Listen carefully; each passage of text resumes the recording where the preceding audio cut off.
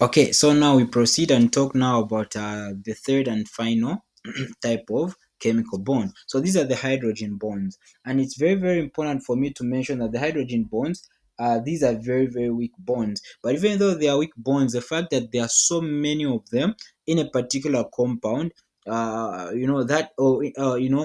fact that there are so many of them at a particular time, that enables them to have a huge impact or to have a huge effect on the what, on the particular molecule, and we'll discuss this in more detail. So like I've already said, so the hydrogen bonds are very very weak bonds. Now the key thing is you want to understand how are these hydrogen bonds formed. So remember, we talked about polar covalent bonds, right? And when we looked at the example, we looked at oxygen and hydrogen in water. So hydrogen bonds are going to be formed whenever hydrogen is bonded to a very electronegative atom. So the key thing is hydrogen has to be bonded to what? To a very electronegative atom, and that same electronegative atom needs to have lone pairs. So what are lone pairs? Lone pairs, these are pairs of electrons around an atom that are not in a bond.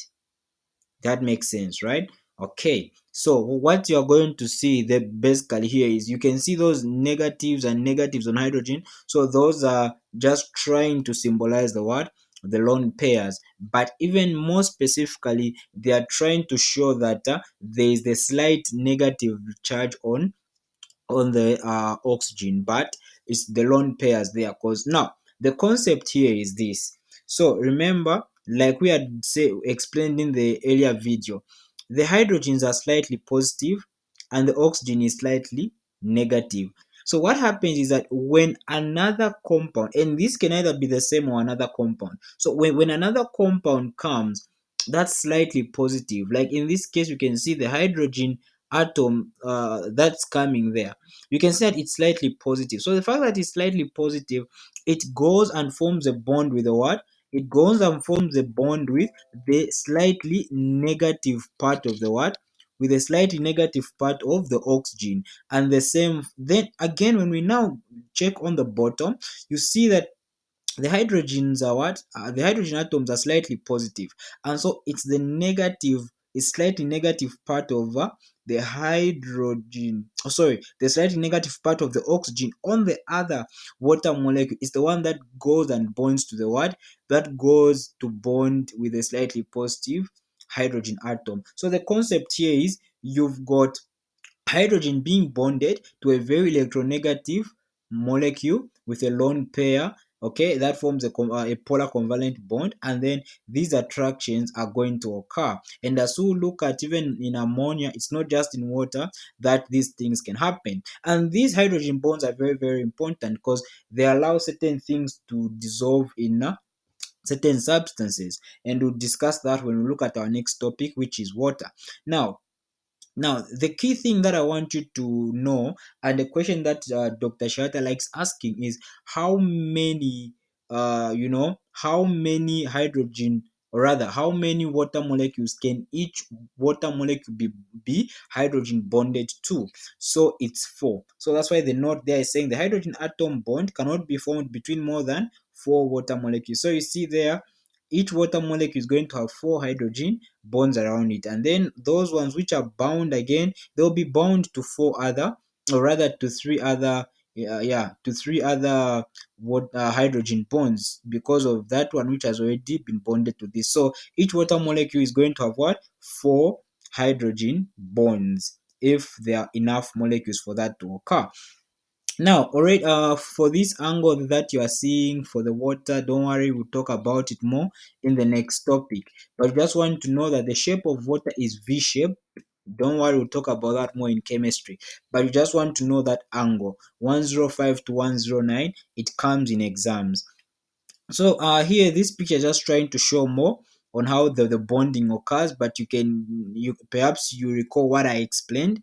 I said it's the slightly positive hydrogen and the slightly negative hydrogen. And remember, hydrogen bonds are always dashed. So you see they are dashed by the covalent bonds. There you can see they are full lines, isn't it? So that those dashes are just to signify that these are weak bonds. But because they can be so many in one molecule, that's why they can have so much effect on a particular compound.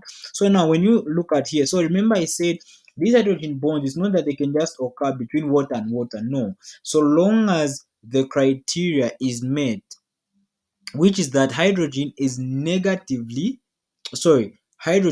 slightly positively charged because it's attached to a very electronegative what's this atom. And then on the other hand, there's another molecule that's slightly negative charged, and it's got a lone pair. So for instance, here what we are having is you've got there on top, we've got the water molecule, slightly negatively charged oxygen, slightly positively charged hydrogen atoms, and then here you've got ammonia. So ammonia, there you have it.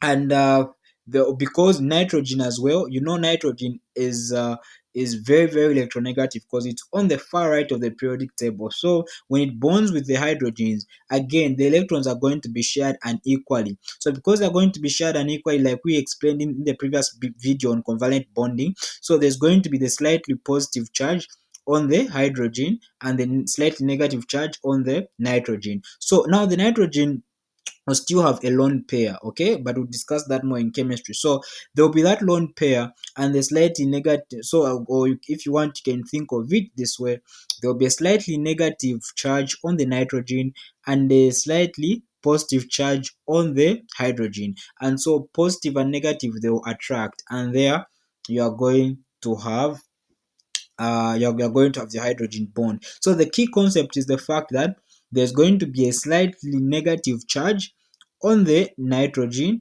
and a slightly positive charge on the hydrogen. Then the positive and negative are going to what? To attract. So even for this example that we looked at for the water, the same concept: slightly positive charge on the hydrogen, negative charge on the oxygen. So that's the concept of the what?